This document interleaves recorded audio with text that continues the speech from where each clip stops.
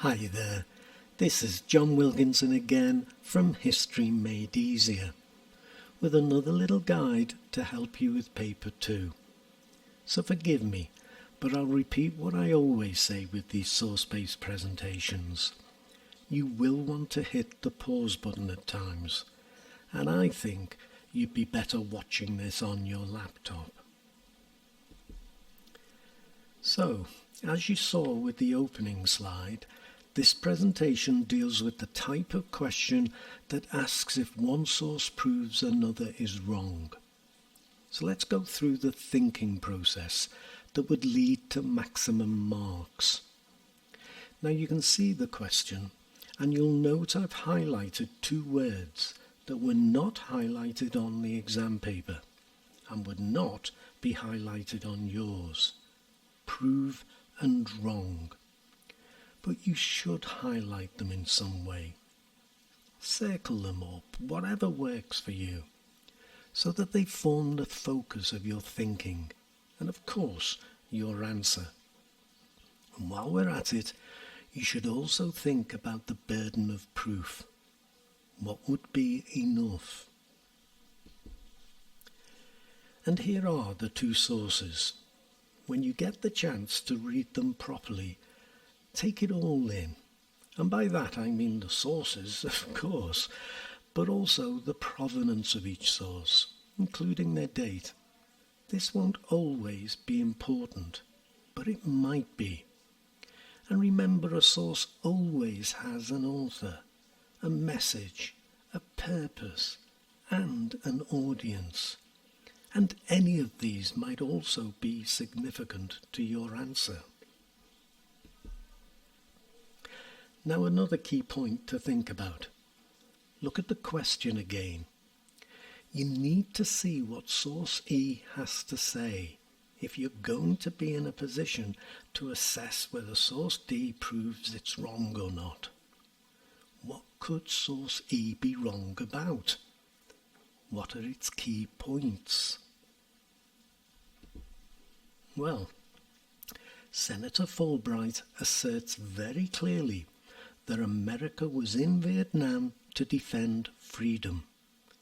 But he goes on to question whether it was also about pride, which he associates with America's reputation as a great power, so that a compromise would be seen as shameful, and that America could not be seen to settle for less than we set out to achieve, but arguing that such notions are senseless and unworthy of the richest, most powerful country in the world.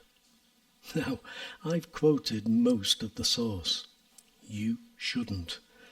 Paraphrase and use 1 or 2 of the quotes I've given you.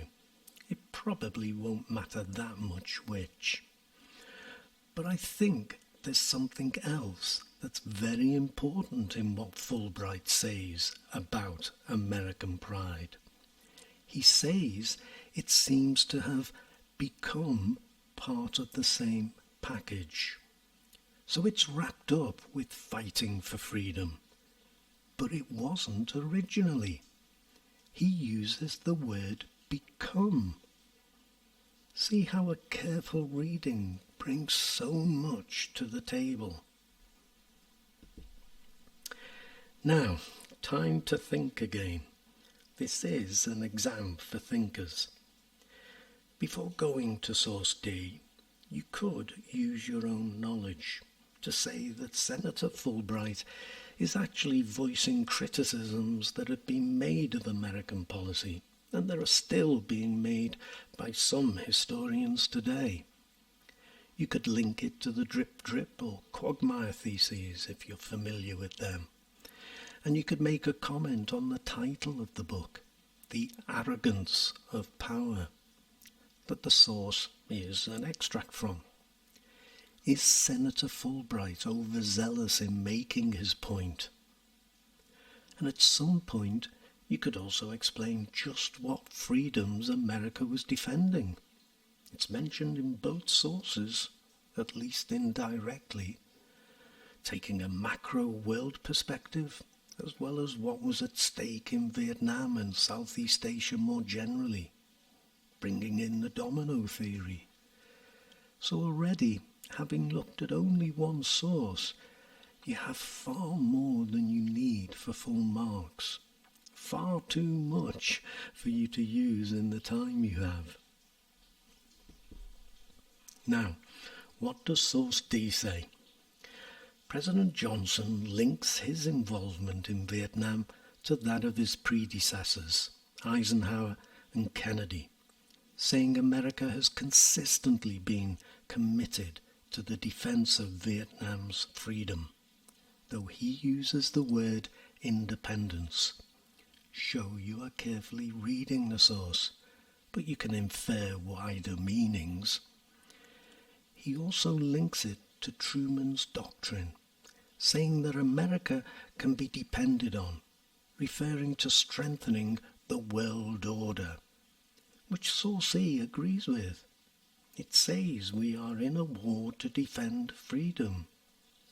You could use any of this. Or is Fulbright being ironic or cynical? It's okay to be doubtful. It's even a good thing. It shows your thinking. And how can you always be certain of meanings from a short extract? But Johnson adds that countries needed to believe that they can count on us. And this is his main message. And the passage ends with an oblique reference to the domino theory.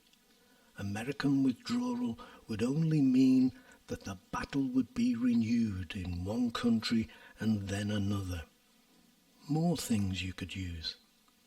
But show that you are thinking about the sources, their authors, the messages and the reasons behind those messages, and their audience.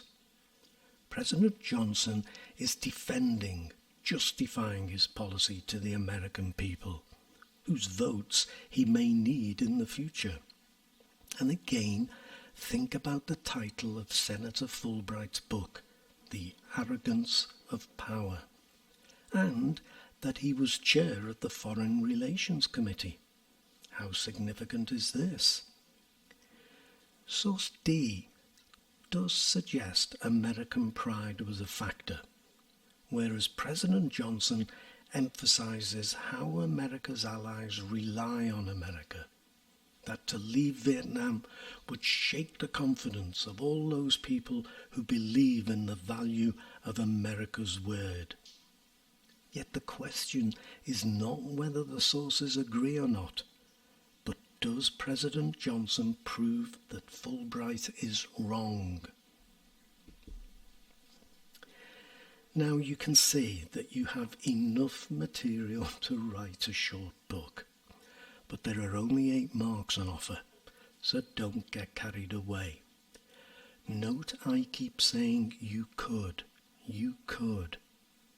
As I say on these source presentations, you don't have to write a book for full marks, and you mustn't do so, or you'll run out of time. But the thing to take from this is that there is plenty of material for you to use to maximize your mark. You could take a fraction of what I've brought to your attention and get full marks. So do treat these source questions as friendly things.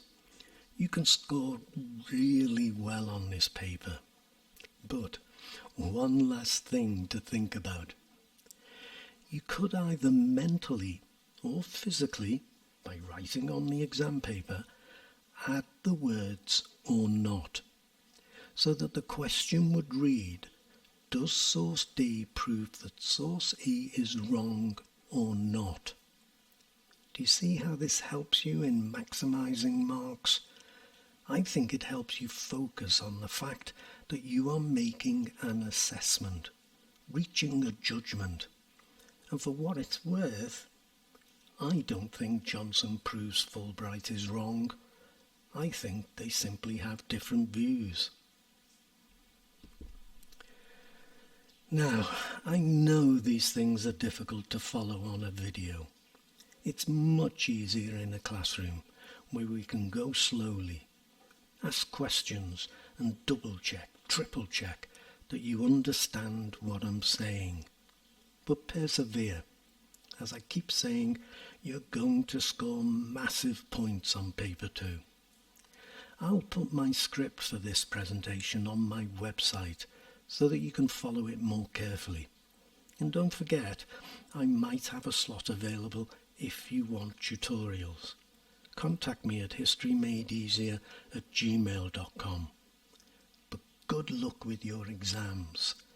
And for now, thanks for listening. Cheers.